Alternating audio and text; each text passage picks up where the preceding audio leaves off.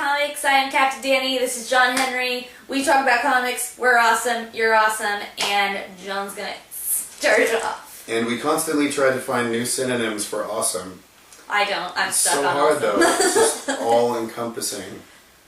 I get to start off. So more Death of the Family continues on, spanning all of the Batman titles. In the main title, Batman.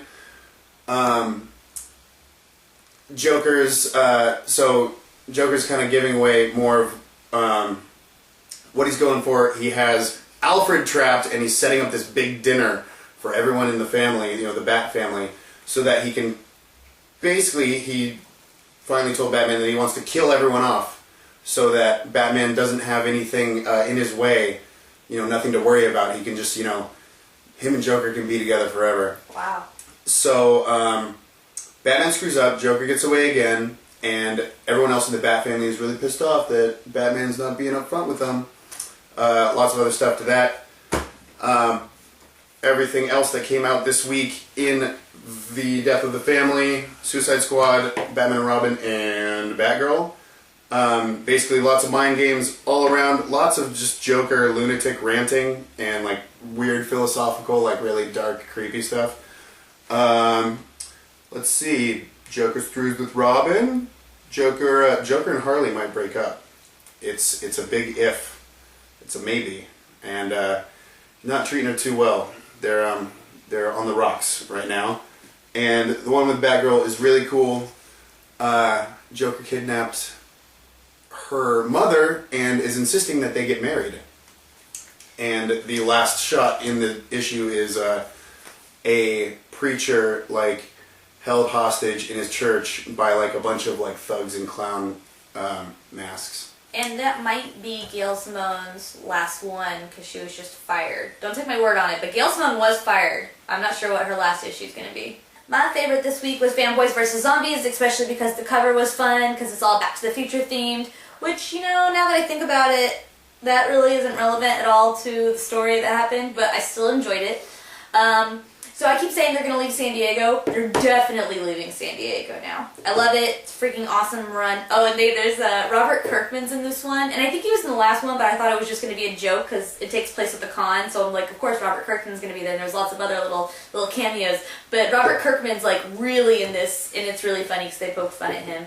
Because, he thinks he knows everything about zombie apocalypses because he writes good apocalypse stories. Next, Avengers Arena #1, Marvel Now.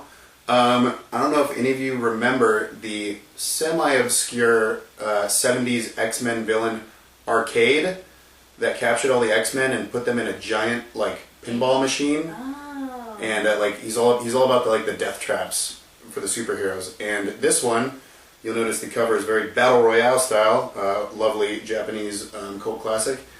And he basically takes all the kids in the Avengers Academy and takes them hostage and takes them to Murder World. And basically they all have to kill each other off, or they all die. Arcade's very awesome. In this one, somehow he has new godlike powers. None of them can touch him. Thank you. And he can just like Dr. Manhattan, blow, make people explode. But yeah, Arcade's fun, and we'll see where that goes. I love the Battle Royale throwback. Cable and X-Force #1. Lots of setup.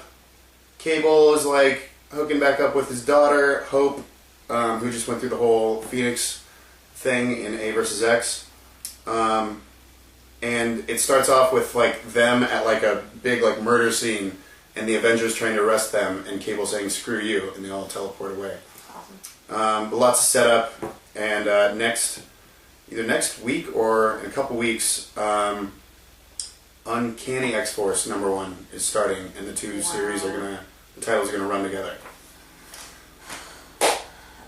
Okay, my #1 that I read this week was Change. I picked it up because I was like, ooh, how hipster of them to use these hipster colors. And I read it, and it's, I don't know what to tell you about it, guys. Okay, it's one of those things that they just jam-packed so much information into the first issue that you don't know what's going on. It was here's some characters, here's some characters, here's some other characters watching those characters, and those characters are being watched by those characters by someone in space. And it's what is this? But that being said, I thought it was pretty, had that little hook, line, sinker for me, you know, fish line. I want to read more because I really don't get it. I don't know what to really tell you yet, but I'm intrigued, and I'll tell you what I think of it after number 2 comes out.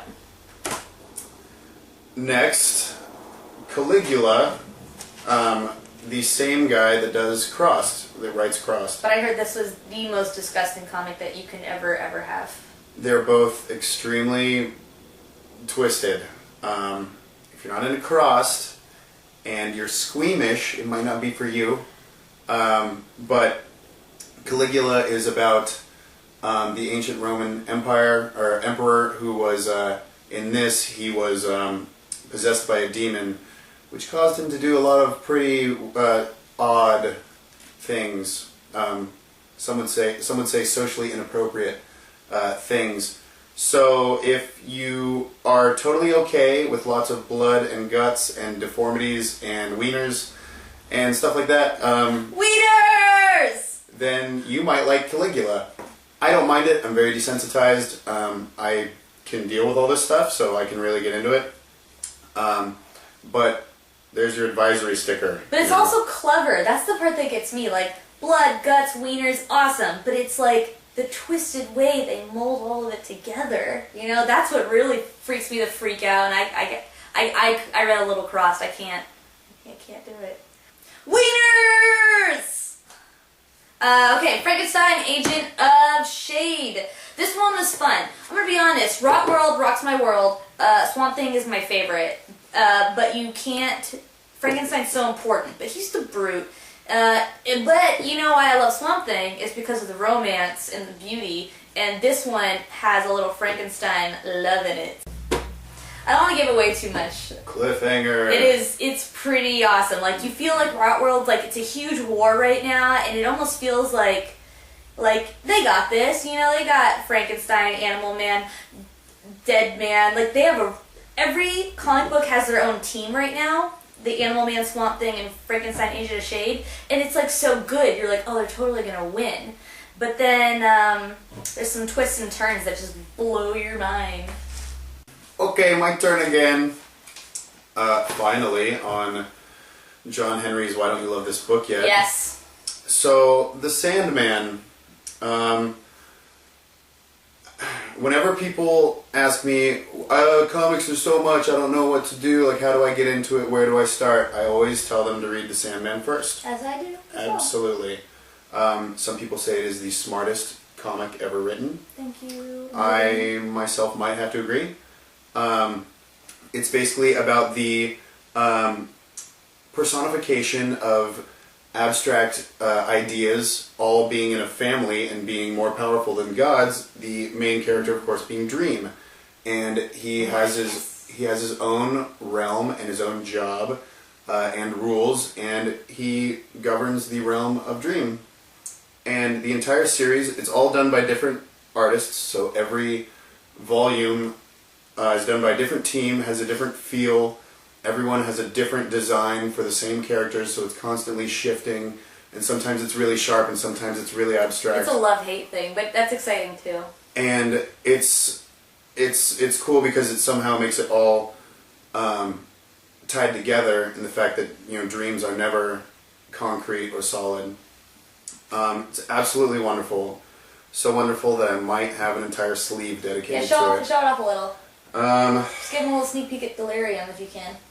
That's my favorite. That's Delirium. She's related. That's Destiny. It's pretty sweet. This, Preacher, Sin City, Hellboy are all what I always tell people to read first if they're getting into comics. Also, for people like John who thinks he's finished The Sandman, he's in for a treat because there's going to be more coming. That is true. Yes. Sandman ended in '96. And Gaiman just announced that he's going to actually do more work. Some kind of like, I think he said prequel. Wieners! So I think that is all we have for this week. Thank you for watching, and as always, we will be informative and silly next week. See you guys. Bye.